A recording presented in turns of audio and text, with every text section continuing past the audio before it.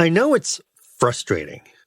In spite of taking all the time and effort to put up a website, market yourself, no one seems to be able to find you. The competition for what you do is huge. If only there was a way that people could see you and your business for how special it is. Boy, would that make a difference. And that's what we're talking about today on Experienced Leadership. Welcome to Experienced Leadership, a podcast that challenges small business owners and entrepreneurs, just like you, to dare to be the exception. Join our host, customer experience expert Mark Hain, as he uncovers relevant and timely content to help you script and direct your business and teams to create jaw-dropping experiences your customers and staff deserve. Here is the host of Experienced Leadership, author of Lights, Camera, Action, customer experience expert, Mark Hain. Welcome to this episode. It is so great to have you here with me today. My guest for this very special episode is the extraordinary brand strategist, Azadeh Yaraghi. And today we will be talking about what you can do and how you can represent what you do, your passion, and your commitment in a way that makes you stand out as unique, no matter how much competition you have. My one ask for you today is to go ahead and share this episode with someone you know who could use this information. I can tell you how often I've come across a business whose purpose seems blurred, or I should say maybe the same, with no definable difference to other people providing the same products or services. I look at their websites and their marketing collateral, and there is no clarity as to why I should do business with them as opposed to doing business with their competition. It seems that they are lost in the sea of sameness, which brings us to our question of the day.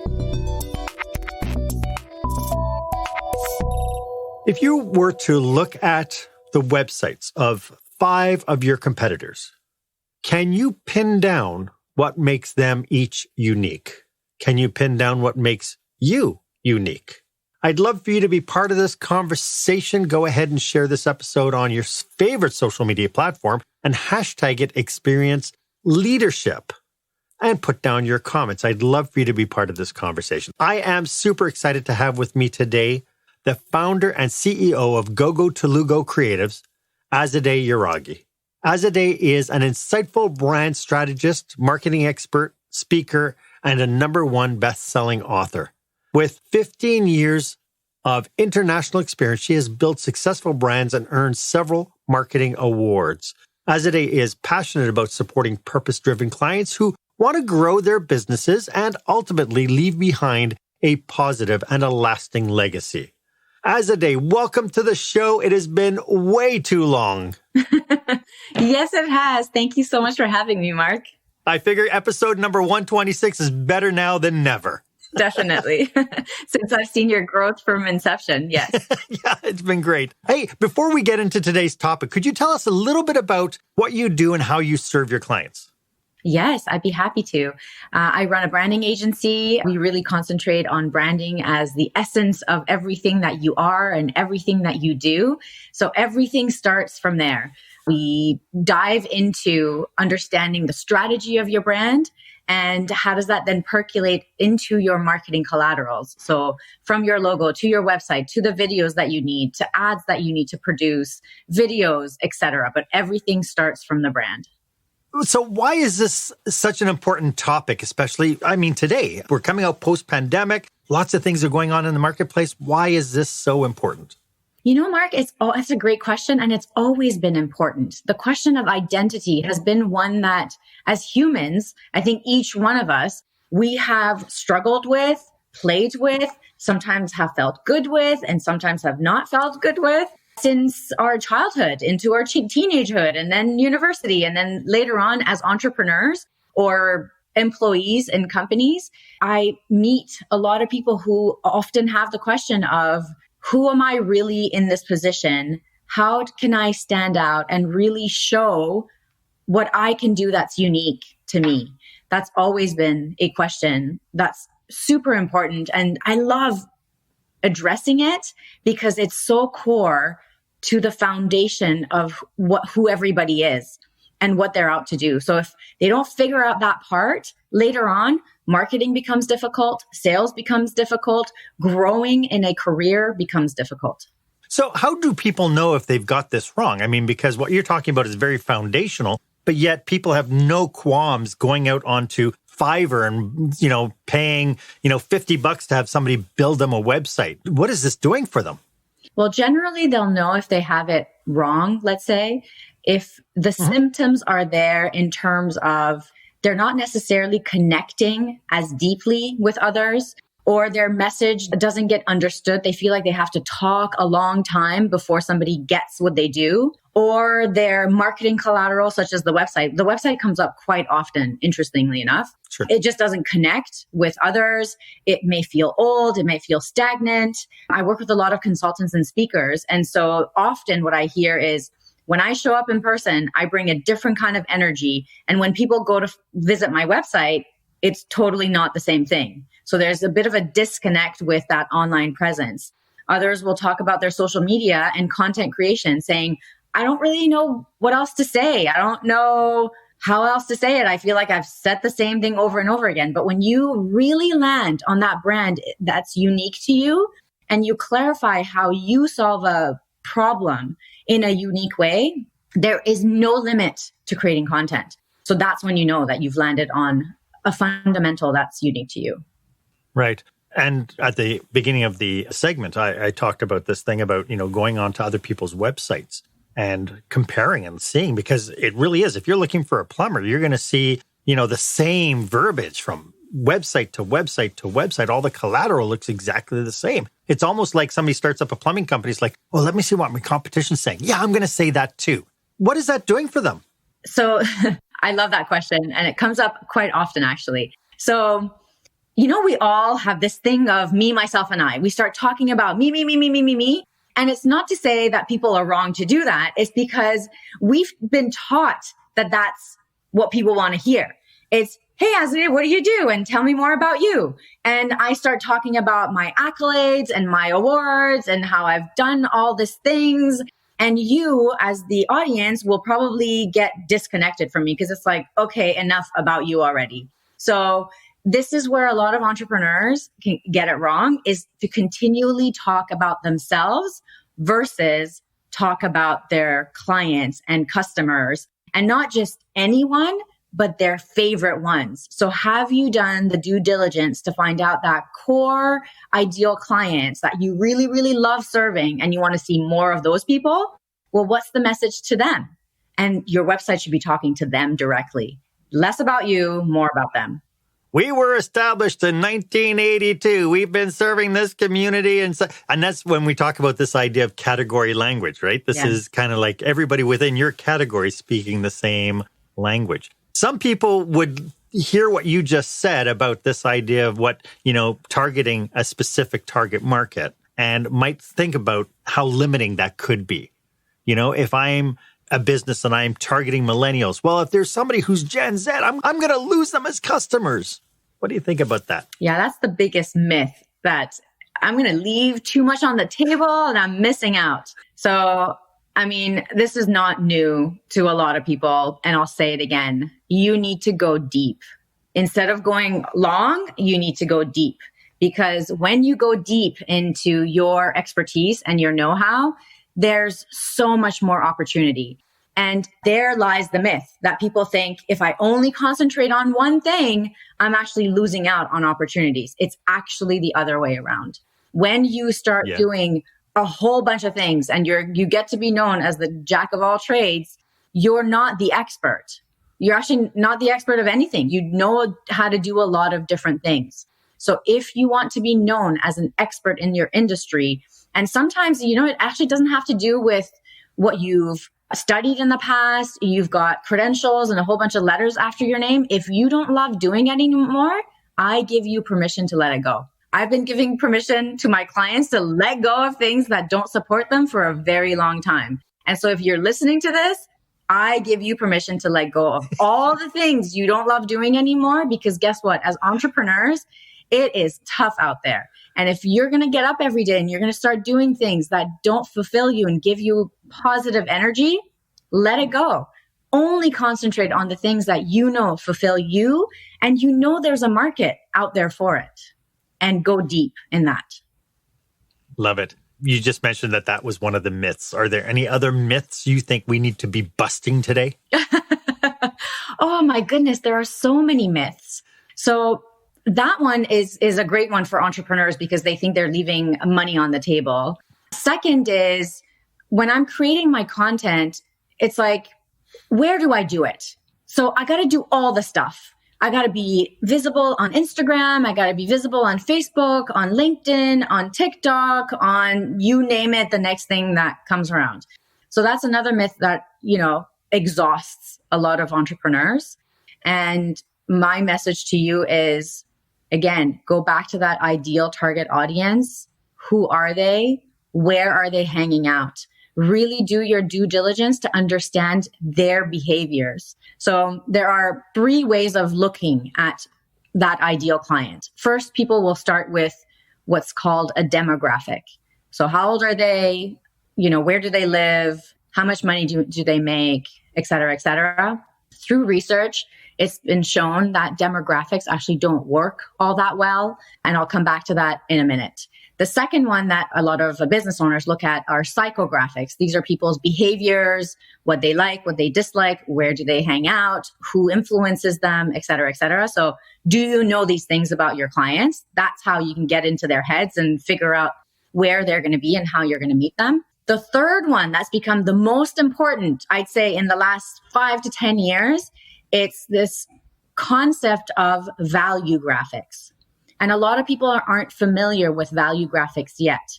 And so value graphics is all about what are the values of your clients. Because if you're looking just at demographics, you're going, I'm serving people between 30 and 40 or 30 and 50. That's a lot of people.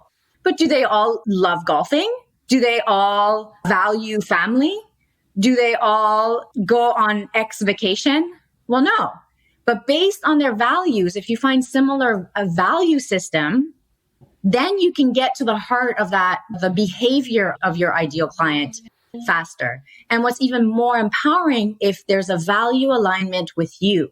So again, this is not new to a lot of listeners, but have you done the due diligence to know your own non-negotiable values? And if you know what those values are you marketing and communicating through your values?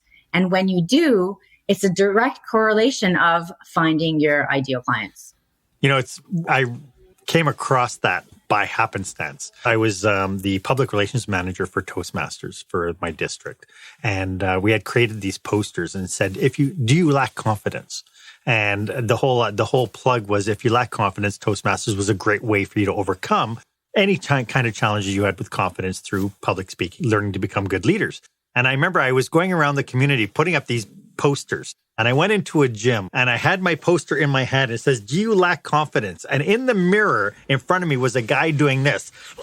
And I thought, this guy doesn't lack confidence, right? And so then I went back home and I created a whole new poster, and it says, you've worked on your body.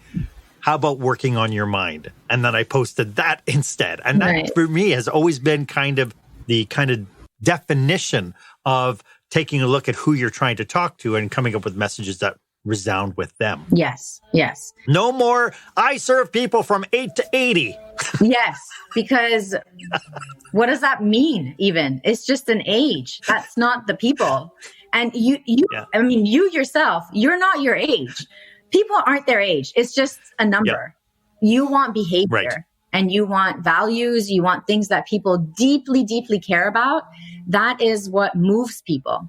If you take a look at Nike's probably one of the best marketers of our time. And the reason why they're successful, 2 reasons. I'll narrow it down to 2 reasons why Nike is so good at marketing. One is they've been telling us the same message forever. Is that consistency of messaging through different types of stories, but it's the same kind of story. It's just the same message at the end of the day. And they've been doing that continually. So from generation to generation to generation, we're buying into that brand because of the consistency of the message. The second is Nike is amazing at marketing because they market to our most intrinsic emotions. They don't market to our head. They don't market to functions. That's how they're known as a brand. They're not a commodity. They're a brand. And so when you look at your business, it doesn't matter that you have a logo or a website or videos or you got content all over social media. Do you have a brand? Do you have a brand that stands out, that people can recognize, that people will love? They only want you because it represents something deeper to them. That becomes a brand. Yeah. Yeah. And to your point, everybody who might be tuning in would be thinking, the minute you said the word Nike, right away, they got that swish. And what's interesting about Nike is they very rarely ever sell you something in their marketing, right? It's always the dream. It's always the values. It's always the passion and so on. But they're never saying, here's our newest running shoe. Yeah. I mean, how many companies do that and are they still around? And do they have the same kind of following that Nike does? No. Yeah. They don't. It's really interesting because they've really set that pace for what it's done when it's done right. I think Apple also is very, very good in a lot of what they do as well, because they got away from this. When you look at the 1980s when they had the first Macintosh computers, it was all about the computer and how different it was from everything else. And then they had the PC versus Mac, but then they really got into this new values kind of definition of what their products help people identify with. Yes, definitely. I mean, Steve Jobs was a genius at marketing. If you're interested, go on YouTube and research his 1996 product reveal. That's where he talks about how marketing is values. And he goes deeply into how they look at values and how they do marketing from a place of values. And this is back in 1996. I mean, the guy was a genius. The only critic that I'll say about Apple these days is ever since his passing, I think Apple has turned more towards product. This is what our product will do for you. Here's the new camera and the new iPhone. I mean, Apple, the reason why a lot of us are Apple followers mainly was because of the innovation. That really, they disrupted the industry with what they did. Yeah, they set the tone for think differently. Completely. I mean, that's their tagline. It was what drove them. Steve Jobs' mission is to put a dent in the universe. So every product that needed to go out there needed to put a dent in the universe. They didn't just go, we'll just do this because it'll be fun and it'll make us maybe some money. But no, they wanted to be change makers. Putting a dent in the universe is not a small task to accomplish. And I'll say that ever since his passing, it just hasn't been the same in the realm of innovation. And so that is a huge gap that Apple will have to figure out how to fill, because slowly throughout the generations, when we're not going to remember the first iPod and what that did for us, and the first MacBook and all of those great things that certain people at a certain age will remember, but the next generations, why are they going to love that product? And it's the same thing for you. If you're listening, are you thinking about some sort of a legacy that you'll leave behind with your business? And so if you fast forward 40 years from now or 50 years from now, if you're no longer there because you're the expert and you're the one who's bringing in the vision, but if you're no longer there, the brand still remains. And so what is that brand that's going to speak to people and connect to others? Is it my imagination, or does it feel like branding strategies are more of an afterthought in most people's marketing plans? That's an interesting question because I get both. Usually entrepreneurs just hit the ground running, right? They've got an idea, they've got a thing they know how to do, and they know how to do it well.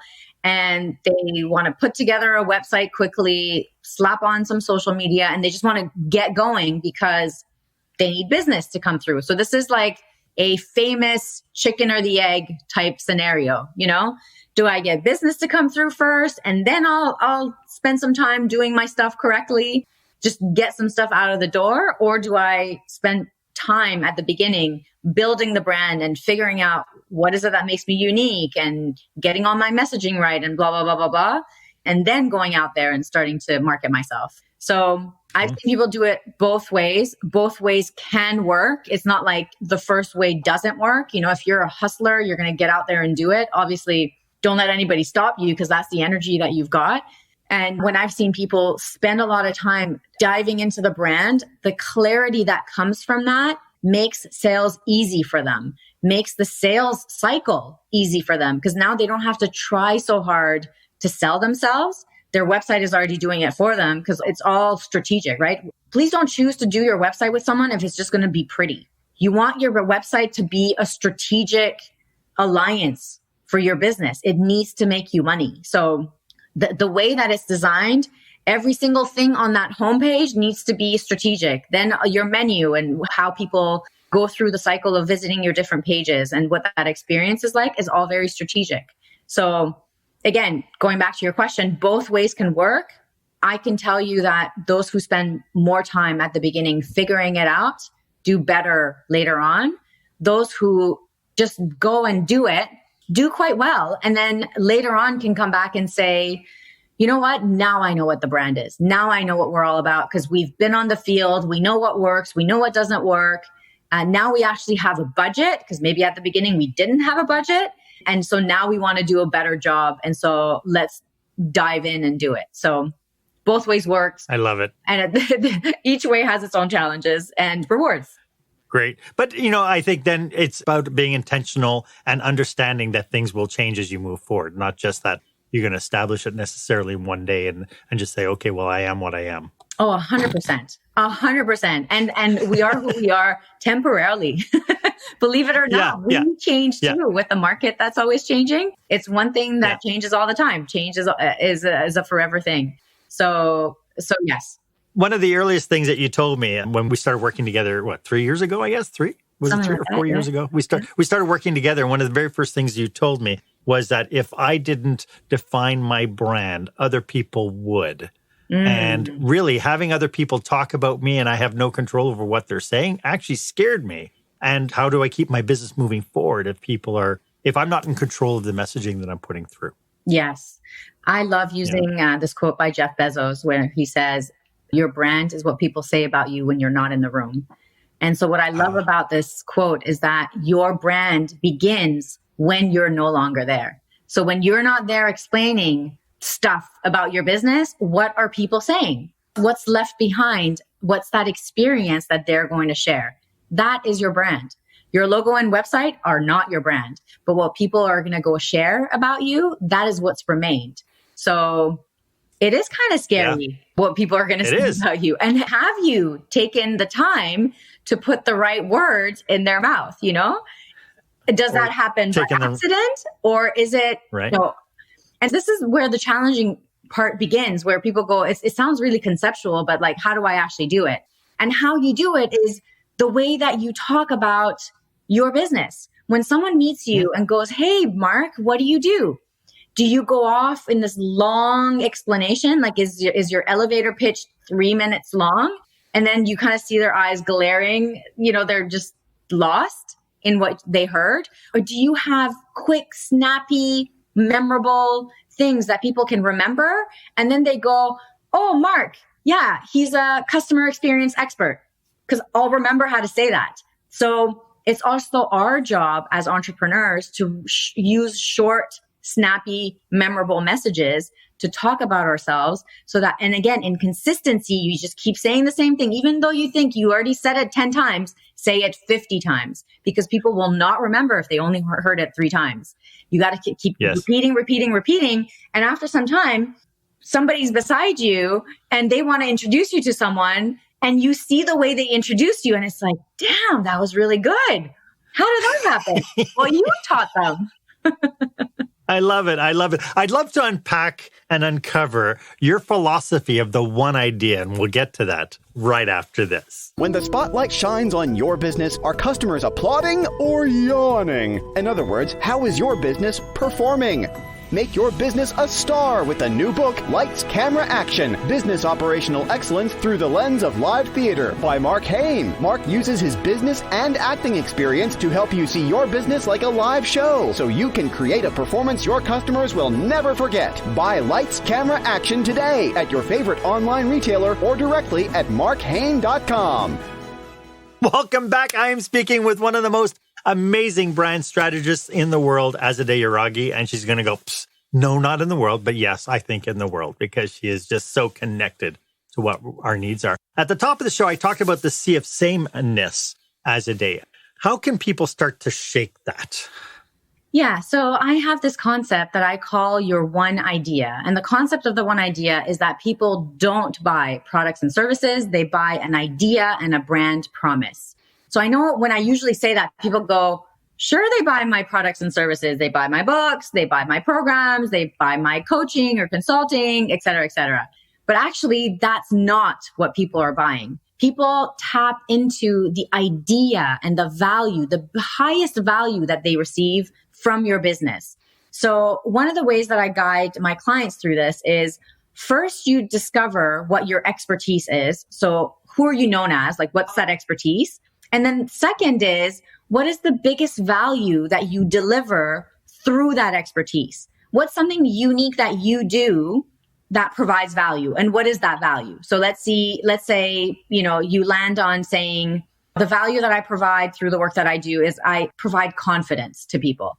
Well, then my question to you is, and this is where we start to peel off the layers of the onion, is if you think it's confidence, then when your clients get to a place of confidence, what do they get from there? What's available to them from a place of confidence? Well, then you'd say they do better, they perform better. Well, if they perform better, what do they get from there? They get better results. If they get better results, what do they get? Well, they feel proud. If they feel proud, what do they get from there? They're happy. If they're happy, what do they get? So you keep going down this exercise of keep asking yourself, if they get this, what does that open up for them? And at the end, normally you land on something where usually when I land on that idea for my clients and it's the one, the hair on my arm stands out because it's deeper. It's not the first thing that's going to come to your head. It's not a logical thing. It's subliminal. It's in your unconsciousness that you probably don't even think about, but it's the highest value that your clients and customers or your patients will get from you. So there's a product or service that you sell or you provide, and the value, the deepest value is what? That becomes your one idea, and that becomes the heart and soul of your brand. So now let's say, we go through that exercise and at the end you go, the deepest idea is peace of mind, right? At the end of that, they just land on peace of mind, because if they have peace of mind, if I can get them to a place of peace of mind, they will hire me. That is actually why they hire me to come in, because at the end of the day, they reach that place of peace of mind. That becomes what I call your one idea. Now, you're not going to walk around and say, I'm selling peace of mind over here because people will think you're weird. It's not going to work. So your one idea, that peace of mind idea, is your internal strategy. You and only you and maybe your team know that at the end of the day, the highest value that you provide is peace of mind. So what you do from there is you go to a thesaurus or you do a brainstorming session and you come up with other ways of saying peace of mind. And that becomes the core of your messaging. Then you're going to take all those words and all those concepts and you're going to trickle it through all your messaging on your website, in your emails, in your brochures, in your PowerPoint presentations, in your sales presentations. You're always wanting to go from a place of the value that you bring to your clients. And that's called your one idea. I got to tell you, you hit this, you get to know what's that heart of your brand, and it will open up so many opportunities for you to know how to market yourself. It's amazing. Yeah, it really is like when you're walking down the street and you see this beautiful house. You look at the house, you go, wow, that's absolutely gorgeous, but you're not thinking about the foundation. Yes. And the one idea, to your point, the way that you make it sound is this one idea is actually foundational, that you build all your other stuff on top of this idea. Yeah. Would you say that that would act like the true north on a compass? Yes. For the 100%. operation? That's right. It keeps your focus. It simplifies everything because now you're not saying, we do this, we do that, we also do this. Well, you do all of those, but why? What is the highest value that you doing all of these different services? What is the highest value of that? And that becomes the heart of your brand. Yeah. And precious few people, it's funny when I talk to entrepreneurs and I say, why do you do what you do? Precious few of them ever say to make money. Some do. Somewhere along the way. Well, but actually, when you talk to them and say, how did you get started in it? That's where you start seeing the passion points. Yes. Nobody started to do their welding shop because they wanted to make money. Yes. They looked at it and go, well, because I saw that there was something missing in the marketplace. I know I'm really good at this. That's right. Right. And the money is a spinoff. That's right. The money is a spinoff. So, and those who have their eye too stuck on the money have a harder time during the process because what happens there is they're looking for their buyout, for their gain versus the other way around. Yeah. In my journey, I've been humbled many, many times on this journey of entrepreneurship. And I've learned through the hard examples that you need to provide value to others. You're here to serve. And as you say it really well, to be of service to others. And what comes from you being of service to others, how well you do that will trickle into your results. So the better you serve others, the higher your income and results will be. And a lot of time it's not even income, but the opportunities that open up, the kinds of roles you'll be asked to maybe step into, or the kinds of people you're going to attract to work with you will all come because you're there to provide the service that you do really well. But that's where this is fascinating. This is so amazing. And I'm sure people are just taking all this in. I do encourage people to come back to this episode, and because I know that this is like a fire hose. There's so much great wisdom here. Azadeh, how can people get in contact with you if they want to reach out to you? So best place is probably either LinkedIn or Facebook. My Instagram is more of a personal page. So yeah, most of my clients either hang out on Facebook or Instagram. So Azadeh Yaraghi, as you see it on there, if you find me on Instagram or Facebook. And if you're listening to all this and you're wondering, well, how does that, I don't know how that resonates with what I'm up to, or how do I do this whole one idea thing? Or can you take a look at my website and see if I'm on the right track? Anytime I get asked to do these podcast interviews or speak, I always have a gift for the listeners. So if you stuck around to watch this and you shared it with someone and you're getting to this part of the conversation, then Mark, if you want to go ahead and share that link that I shared with you, if you go to my website, gogotelugo.com/discovery, I'm offering you a 30-minute discovery session where this is all for you. It's not about me, it's about you. So you get to bring your questions, and I'm giving you half an hour of my time to get through either your one idea concept, or to take a look at your website, take a look at your social media, or you might just have more of a fundamental question as to, hey, I've been doing this for a long time, but it's not working. People don't get it. I'm not seeing the results. I don't know how I can better connect with my ideal clients. Well, let's talk about it. Go to that link. Perfect. Let's schedule a call and we'll go through it together. So a nice little segue to that is, how do people know when they are on the right track? Usually it's through your results. Are you getting the results that you really want to get? And those results are either money, you're selling it and people are accepting it. So is that coming across? Or maybe that might not come across immediately, but are you connecting with the right people and you're seeing results in terms of opportunities and different things that you're stepping into? And that means people are getting what you're doing. How are people responding to you when you describe what you're up to? Is it an excited like, oh, that's really cool, tell me more? Or, oh, okay, yeah, that's nice. Hey, the Canucks? That was a terrible game, and they changed the subject. So that just means it didn't resonate. They checked out. And so, yeah, there are so many different ways of knowing if it's working or not, but these are the main ones. Would it be fair to say that sometimes when people will talk about you that they might not know why you're so amazing. They just know that you're amazing. And so somebody deals with a company and they're like, oh my God, they're just so fantastic. But then when they say, why is it so fantastic? They actually go in, well, they took care of this, this, and this, and this, but they themselves haven't perceived the branding or perceived the promise statement or whatever. They just know that, you're different than anybody else on the planet. Oh, right. Okay. Yes. So I've had this happen to some when clients come and say, hey, we know we're doing the right things because our clients are happy, but we don't quite know why they're so happy. Like, what is a part of our business that's going really well, where it produces really good results? And then sometimes it doesn't. So it's a bit of an enigma.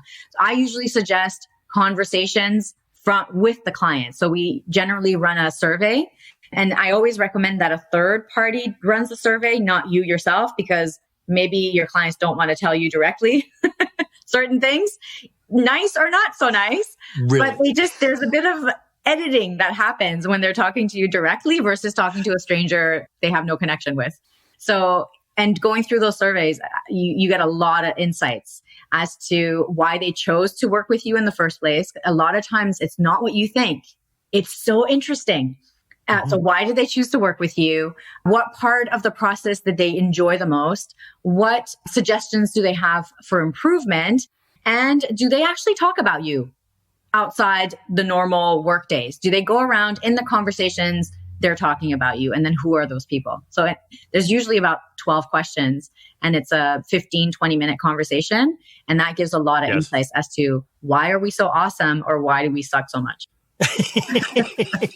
It takes a little bit of humility to come to the latter part of that one. Yeah, and it's all insights, right? You want to know the truth. You can only put your head in the sand for so long. If you really care about your business to work, the best is to hear it from your clients. And a lot of times it's not always the clients who are happy, but those who are not happy. So if there was a project where things didn't go quite well, it's humbling to contact that person and say, hey, I realize things could have gone better with your project, and we're doing our due diligence to improve our services. And so, we've hired this branding agency or whoever, and we're going through this process, and we would love to hear from you. It's going to be really interesting with the airline industry, because the airline industry seems to be they're getting kicked a lot because of breakdowns. And as they were coming out of COVID, they've let a lot of people down. So I'm going to be really interested in the next few years to really follow the airline industry and see how they're going to kind of build back some of that, again, the values-driven decision-making in order to really make sure that they're going to be serving their clients effectively. It's going to be interesting from a marketing standpoint, I think. Oh, definitely. And then the question will always be, do they understand what people are going through right now? Because there are so many weird emotions right now around traveling, staying at hotels. Do I stay at an Airbnb? Do I just find some other place to stay? And so are airlines doing the due diligence to understand what's happening in the hearts and minds of people traveling? And so how are they going to accommodate and stand out from competition based on that research that they do? Yeah. And it makes so much sense. Hey, we will come right back right after this break with more from Azadeh Yaraghi. Attention, meeting and event planners. Is your company or association planning a live or virtual conference, seminar, staff retreat? Are you looking for a fresh, energetic perspective on what it takes to put on a jaw-dropping experience for your customers or staff? Book customer experience expert Mark Hain for your next group event. Past participants have said, Mark kept us in stitches while teaching us how important and powerful actually designing our customer experience can be. Read more testimonials and find out how Mark can serve you and your group at markhain.com.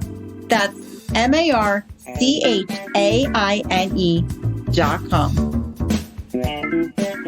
Welcome back. I am speaking with the founder of Gogo Telugo Creatives, Azadeh Yaraghi. As you can tell, Azadeh and I are passionate about serving entrepreneurs and business managers just like you. So if you belong to an industry association or an organization that you feel that we could be of service to, feel free to drop us a line or do a connection request. Our details are going to be in the show notes. They're there right now. Feel free to reach out. Azadeh, how does one uncover what is actually unique about themselves? You mentioned this thing about going back into kind of the one idea, but some people might not be able to get that focus. Mm-hmm. A lot of people, because they're so, I guess, in the forest, that they really can't ask the proper questions to get to that unique component. Yes, great question. So I've got 3 steps for you to follow in order to get there. The number one question is, what is the $1 million problem that you solve?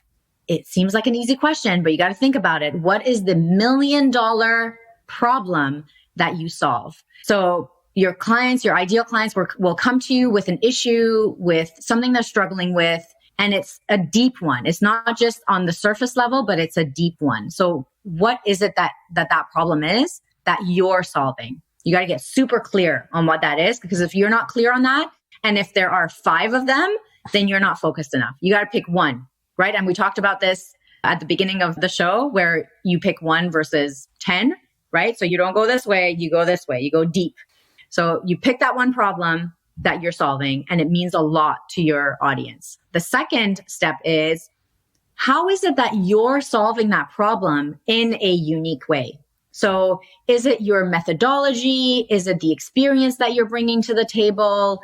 Is it like, what is it about you is really unique to you? Is it your personality, like the way that you do it with your energy, the kind of research that you have? Like there's something about you that you do really well. And that's the reason people pick you every single time. So you got to get uber clear about what that is. And then when you know that, then you nail your one idea, which is what we just talked about. And that is, what is the highest value that people come to you for? And that's what you're delivering. That's actually your promise statement. And once you know there, that's when you know your strength. That's actually when you're in your power as an entrepreneur. You know that that's what you do really well. And then comes the work of making sure all of your marketing collateral, your website, your videos, your social media, all of your messaging carry information about those 3 steps.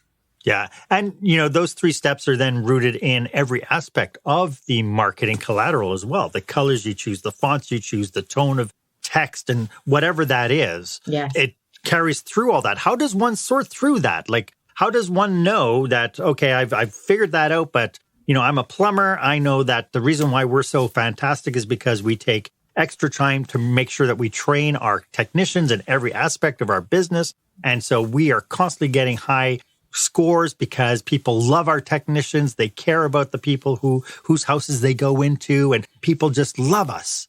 But how do they figure out then that next step of how do we reflect this so that it is that subconscious kind of connection to those values through the imagery and everything that we produce?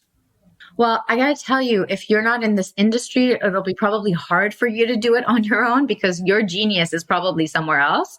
So how you do it is first discovering the answer to those 3 questions that I just went over. Second is hiring a really great marketing or branding person to take you through the process. So it's hard to do it on your own because you only know so much about messaging. You only know so much about websites. So you don't know what you don't know. And so here comes the part where you're not spending, you're investing in your business by hiring a professional who's going to do a really great job for you. And you always want to look at the ROI. So if you're going to spend X amount of money with them, creating what that brand is, really identifying and expressing the uniqueness of you, how quickly are you going to get that back? So how many clients do you have to land in order to pay for that investment? That usually, if you look at that ROI and it's a no-brainer, my goodness, do it, because you do it once, you do it well, and you will have it forever. Yes, you will do tweaks along the way, but when the foundation is super strong, you'll see business results right away from it. Wonderful. For the people who are watching and listening to this, are there any cautionaries we should be aware of as people start kind of investigating their one idea and their brand? Cautionary? I don't know if it's cautionary. I'd say don't think about it too much. You got to go with the first thing that comes to you as soon as you start going through the step-by-step process that I outlined before. And if you're just catching the show now, just go back in the recording when we talked about the one idea. Really approach it with an open mind and from a place of, I want to discover versus I already know, or I have no idea. I've never been able to figure it out. There's that despair sometimes that settles. I got to tell you, with the experience that I've had working with all sorts of people from all walks of life, whether they're just new to their business or they've had their business for 20 years. And if that confusion settles in, the confusion is temporary. You actually know why you're awesome. You just have to let it out. or work with someone who's going to guide you through a process that will clarify it if you're not able to see it yourself. You mean like somebody who can reach into your soul and pull it all out like little Miss Azadeh? Having gone through your process, what you're talking about makes so much sense. And for people who haven't gone through the process, I wonder if they might not have clarity on what that would feel like. But trust me, when it happens, it's like, oh my goodness, this is it. Yeah, right? This is it. It's been there all along and I just didn't see it because you're too close to what you do. And so usually it's best to bring a third party. And I have so many colleagues that I love and respect. So if anyone wants to jump on that discovery session together, I'd be more than happy to provide recommendations. And to have that conversation. That's great. Azadeh, this has been really, really amazing. Could you just remind everybody one more time how they can get a hold of you? Yes, of course. So I'm quite active on LinkedIn and Facebook. So you see my name, go find my name. There's not a lot of Azadeh Yaraghis, or you don't know what I look like now. So you can find you quite easily. Secondly, go to the link, gogotelugo.com/discovery to schedule your 30-minute complimentary as a gift to you by watching Mark Hain's fabulous show. You get that gift from me. So 30 minutes of chit chat and whatever you want to talk about. It'd be my pleasure. Fantastic. Before we sign off, do you have any last thoughts about what we're talking about today? Yes, I want to remind you that people don't buy products and services. They buy an idea and a brand promise. So what are you promising to them? At the end of the day, what is your ultimate promise to people? So own your you-ness. I talk about you stepping into that you-ness, that thing that makes you unique, the magic that you and only you create in this world, because the world is waiting for you to shine. So get out there and create your magic. Love it. Azadeh, thank you so much for sharing your passion and your expertise today. It was brilliant. Thank you for having me. Why don't you let me know if this was of value to you? As always, my offer stands. If you would like 30 minutes of my time to brainstorm your business with you and your team, feel free to book yourself on my online calendar. The link is in the show notes. It's the one marked meetwith.markhain.com. It would be my absolute honor for me to be of service to you. And while you're at it, why don't you go ahead and leave a review about this episode in the comment box. Was this good? Did you take away anything? Could we do anything better? I'd love to get your feedback. Was this ultimately of value to you? It's been so great hanging out with you. Thank you for joining me today. My name is Mark Hain. I hope you stay safe. I hope you stay healthy. And I hope you dare to be the exception. Thank you for joining us this week on Experience Leadership. Make sure you visit markhain.com for a full directory of available episodes. While you're at it, if you found today's content valuable, please share it and tell your friends about the show. As Mark says, knowledge is power, but only if you share it. Be sure to tune in each week for the newest episode. Please stay safe, stay healthy, and dare to be the exception.